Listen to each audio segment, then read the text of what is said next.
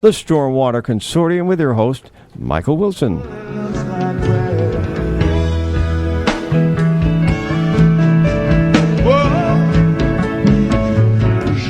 Good morning and welcome to the Stormwater Consortium radio show. We are sponsored by the Stormwater Consortium of Rockland County, which is an organization made up of 19 villages and 5 towns that collaborate on stormwater and related environmental issues, like developing an interactive map that is available on the Cornell Cooperative Extension website. You can go on our website under the Stormwater tab, and there's a map that will show you all the various streams that are clean and not clean throughout Rockland County. I am Michael Wilson. I am the horticultural lab technician for Cornell Cooperative Extension of Rockland County. And we are also produced by Cornell Cooperative Extension of Rockland County every month for this show. Now, if you haven't been to the lab, you should come. And Steve, by the way, I want to thank you earlier. I was listening on the ride up on the radio, and you gave us very great compliments about our horticultural lab. For a fee of $15, we will diagnose your plant or your disease issue. And our lab is open Monday through Thursday from 9 a.m. to 2 p.m. And to quickly answer your question, Steve, our numbers of ticks have been down. Surprisingly down, and you would think with all the people out recreating now outside in the parks have been full, parking lots have been full. They've been turning people away. You would think that people would be bringing in ticks. I have no idea why the tick numbers are down. And believe me, if people were getting them, I'm sure I would know about it and they'd be bringing them in. So that's just one of the things that we do. We do ID ticks. If you have a tick, you can bring it to us, and we'll let you know if it's a deer tick or a dog tick and what your protocol should be. So our horticultural lab at Cornell Cooperative Extension is now open, and we can take samples for diagnostics. We are practicing contact-free diagnostic analysis. The office is still closed to the public, but we are accepting samples with curbside drop-off at the front door to the building. There's a table set up with correct forms to use, a cash box, and a place to leave your sample. It is beneficial to call the lab first and make arrangements. This way you're sure you're leaving the appropriate sample, and we can pick it up timely from the front door. And again, our fee is $15, except on Wednesdays is Senior Citizen Day, and then the fee is $10. The phone number for the lab is 845-429-7085, extension 110, or option 3, depending upon the voice prompt. So if you have garden questions or need information on horticultural, agricultural, or insect issues, you can still contact the lab, but email may be a better way to ask questions. So we can send out the information promptly, and you can attach pictures if needed. The email address is mw767@cornell.edu. Our Master Gardeners are currently working on digital versions of their programs, so check the Rockland CCE website for our most current programming. This is a call-in show. The number is 845-429-1700. Feel free to call in with comments and questions as the show goes along. We have quite a few announcements. And the first one actually is very timely. Don't flush the wipes. This is more important right now as we are using wipes more and more these days due to the COVID-19 virus. And Cornell Cooperative would like to remind you, do not flush the wipes. This includes wipes that say they are flushable. Wipes still clog sewer lines and still cause backups of untreated sewage into your local streets and even into your home. So Rockland has experienced over 30 of these overflows. Always dispose of wipes, including those that say they're flushable, in the trash. They don't break down right away. They don't flush that easily. It depends upon the sewage system you have. So don't believe what the label says. And while we're discussing water, you can save today and you can save tomorrow. Did you know that Suez offers rebates on water-saving products? You can purchase WaterSense toilets, shower heads, and irrigation controllers, or an Energy Star certified washing machine to earn rebates and save on your water bill. Purchase these at any retailer, in-store, or online. And to learn more, visit their website at www.suezconserve.com. Food waste in landfills is one of our top 3 contributors to greenhouse gases. By home composting, you can be a steward of the environment and help reduce greenhouse gases. Cornell Cooperative does free outreach and education on composting and waste reduction. This program is made possible through a joint collaboration and funding provided by the Rockland County Solid Waste Management Authority. So contact our horticulturalist, Kristen Osman, through our website if you're interested in having a composting program.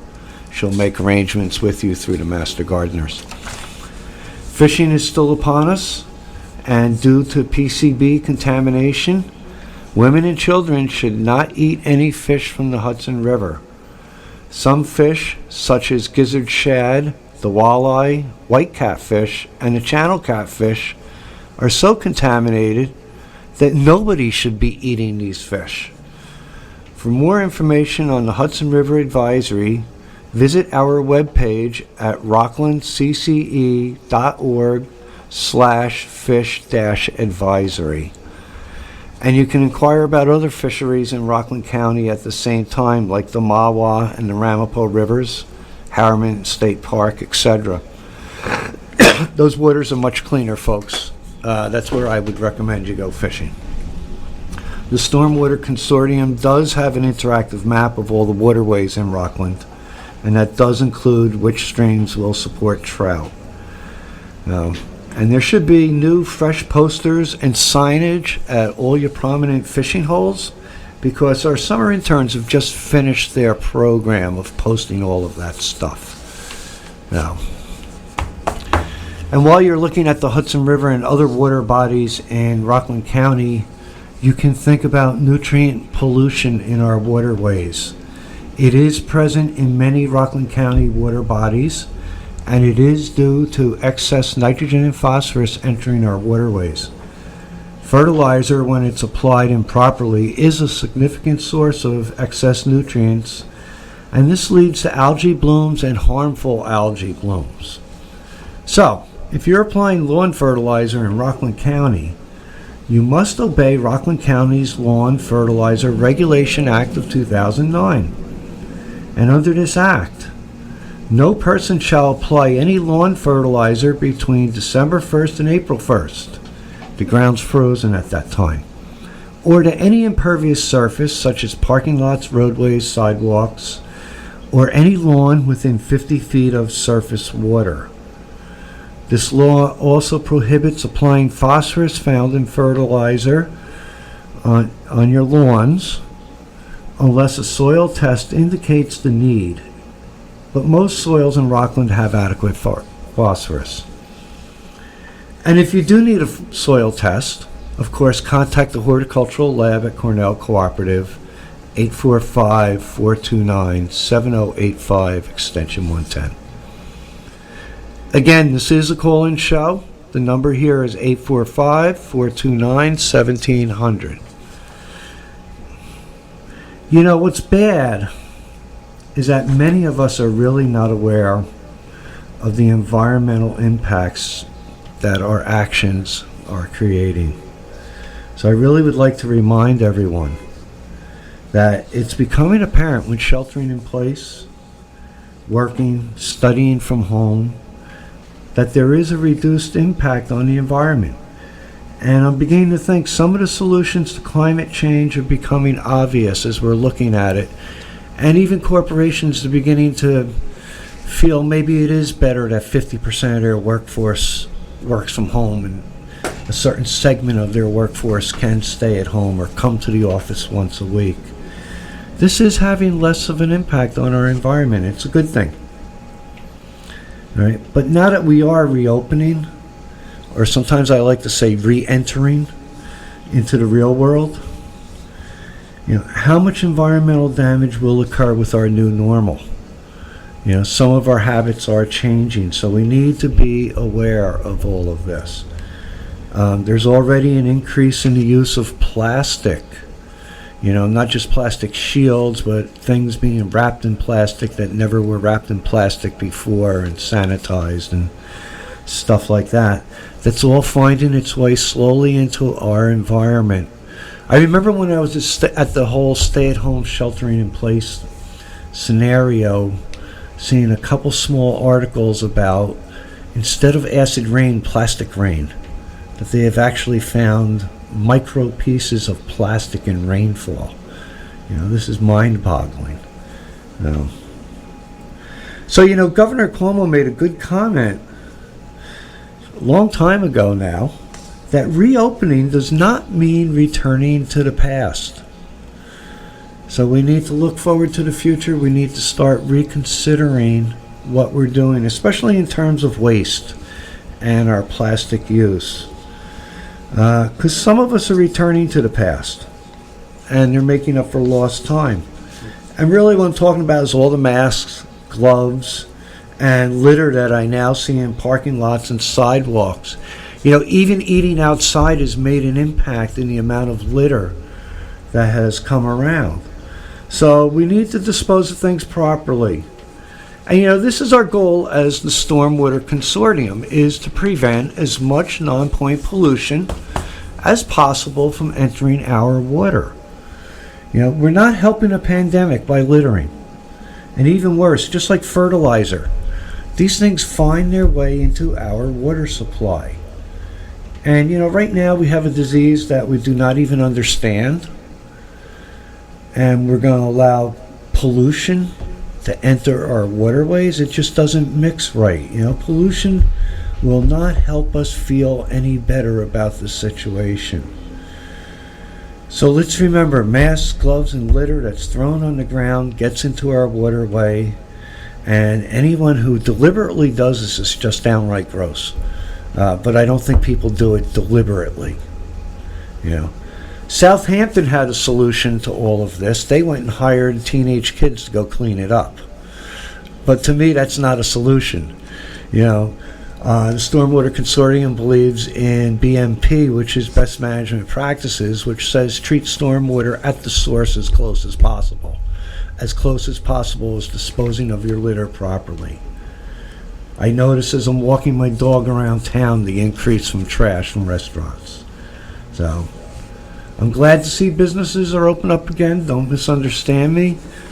But as you're working outside, as you're now eating outside, please be aware of the consequences.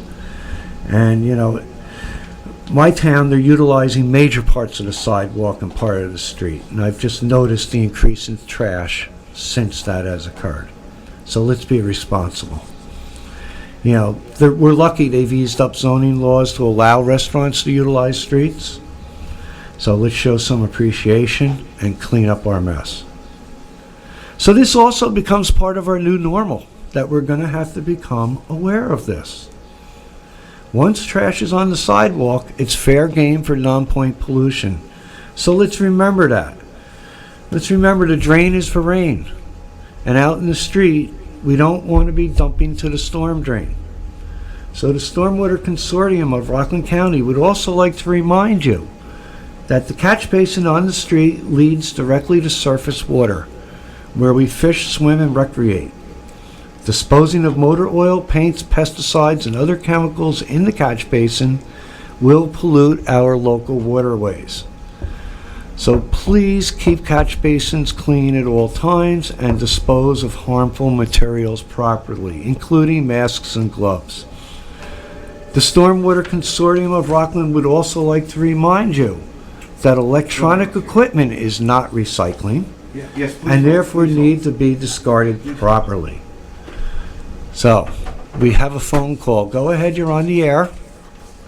Hi, how are you? I'm Anna in Valley Cottage, and I just wanted to let you know that when the rain is coming heavy like this, and I'm walking up, I go up and down my street to clean all the storm drains and stuff like that. Oh, and I thank see you. doggy bags in there, I see the mask in there, and people just throw them in there. But I clean them away, you know, because and I feel that if you're a young person that owns a house, that you should be out there cleaning the drain. Okay, my neighbor next door to me, he has a drain and there's acorns coming down and stuff, and it gets blocked. And I'm the one that's cleaning it, but I do go up and down my street to clean them and stuff. And the other people laughed, "Do you want a job?" I said, "Yeah, I'll take it." And then one time when I did it, I had called up the town and stuff, and they had sent up one of those sweepers to clean them. And I said, "You're too late. I already did them." Oh, well. But thank you. I try and help and stuff, and you know, do what I can. But I feel that if you're a young person and you own a house, that you should be out there helping, you know, your neighbors too. If you have an elderly neighbor out there, and you know, take the time to go out there and clean them and stuff. I agree with you wholeheartedly. I agree with you Do I wholeheartedly. get the job? Do I get the job? Am I hired? You get the job. You're hired. What do you? Maybe if you're lucky, they'll buy you a broom and a dustpan. But no, I agree with you 100%. That's what we need is more people to go out and be aware and be one of my neighbors responsible. next door to me that have the drain, he had said to me, "I don't want you cleaning it." I said, "Well, then you come out here and clean it, because I'm worried about flooding coming down to my next house. You know, my house is right next door to him." Right. And stuff, and it's very dirty. Right. And not only if it doesn't clog the drain, it finds its way to an open waterway eventually. Okay, all right. So thank you. If I get locked Yeah. up or arrested, make sure you come and help me and stuff. We will- I try and help who I can. I'm known in Rockland County as the coupon queen. Okay. And I donate all the food to the poor, to the troops, and I try and help who I can. And we need more people like you. Okay, thank There's you. That's what the security guards question and the about police. it. That's what the security guards and the police say at the mall when I'm doing my walking. They said, "Annie, you see more things than my security guards and stuff like that."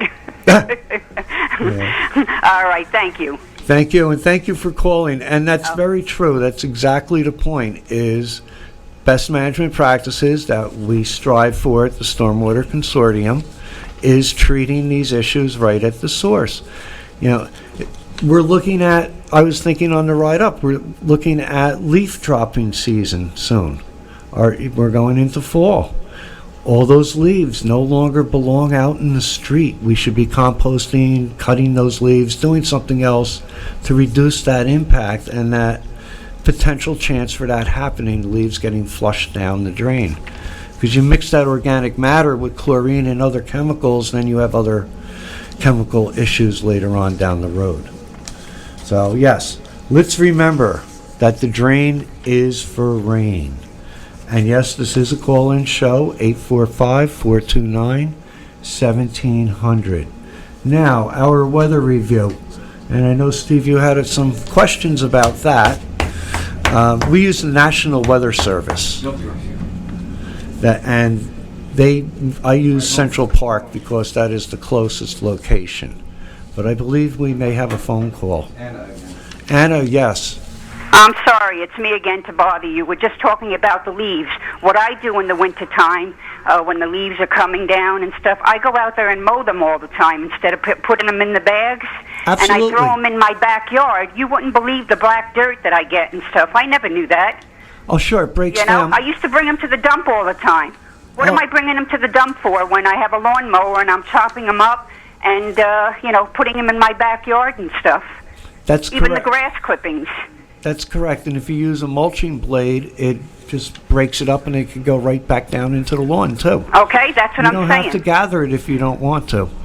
I All right, so sometimes do everybody that and should push it listen to into that, my shrubs. okay? I think we're going to do a show on just that in the fall. Okay, thank you. October Bye-bye. and November. Thank you. And we usually do in the fall discuss leaf issues a lot. So we will be discussing it again this fall. But I was saying, our weather review, I use the National Weather Service.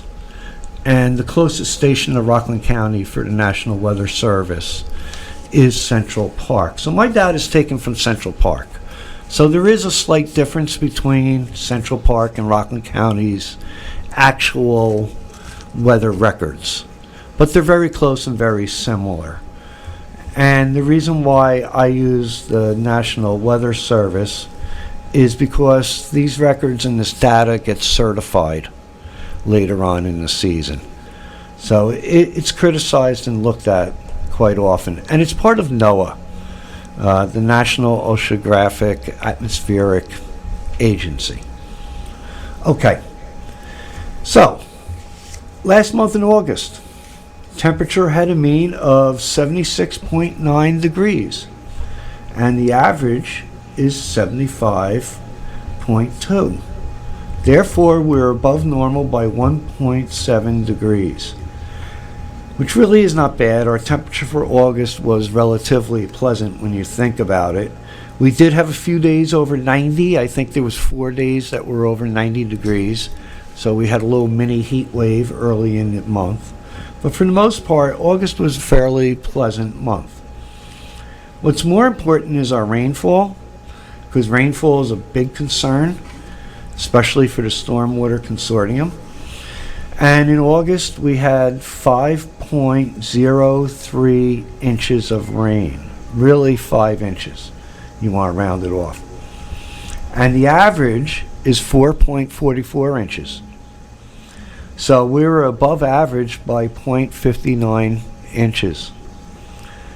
So our rainfall is getting back to normal. However, I always tell people continue to conserve water as you should, because it was reported to me yesterday that one of our volunteers told me that Lake DeForest is showing some signs of drought and water loss. I don't live in this area, so I really don't know. I haven't been to Lake DeForest. I find that a little strange. I wonder if it's just a seasonal water loss. Some water bodies towards the end of the season tend to be a little bit lower because there's no more winter runoff. So I'm not so sure of the status of that. But my town went into odd even water restrictions in August, and we have a town nearby that does this every year despite the water conditions. So maybe it's something we need to start thinking about for the future and continue to follow ecological practices for yard care, not just for water conservation, but water quality. Again, treat that stormwater at its source. A dangerous algae bloom is a direct result of stormwater runoff or turf fertilizer and chemicals.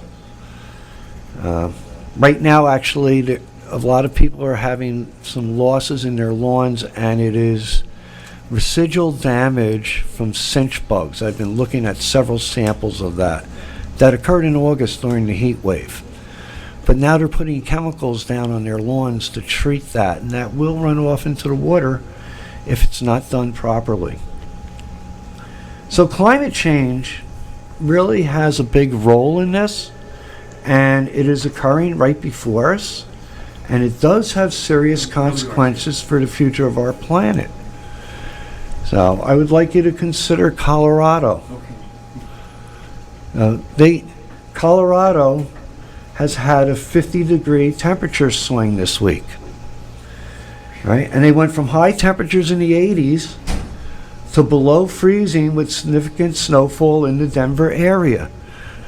It's only September 10th. So, Can I ask?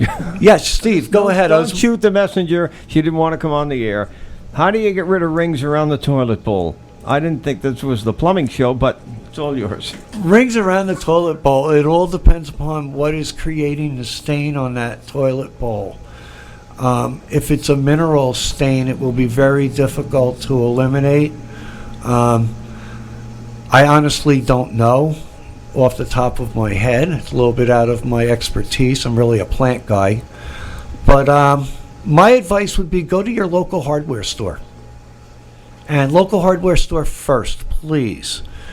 Let's try to keep our hardware stores open and in business and operating. and ask one of the guys there what they would recommend. I'm sure they have some kind of product that will help you out. But thank you for calling, and next time, please don't be so bashful. It's okay. All right. Let's get back to what we were talking about with Colorado. This temperature swing and drop to freezing temperatures with significant snowfall. There were some areas in the Denver area that had up to a foot of snowfall. And I don't know if anybody's ever been out to Denver, but it's a very mountainous, rocky area. It's a gorgeous place. But there's also a lot of farms in that area, and this has wreaked havoc on most of the farmers' crops. Whatever crops they have had, they have lost.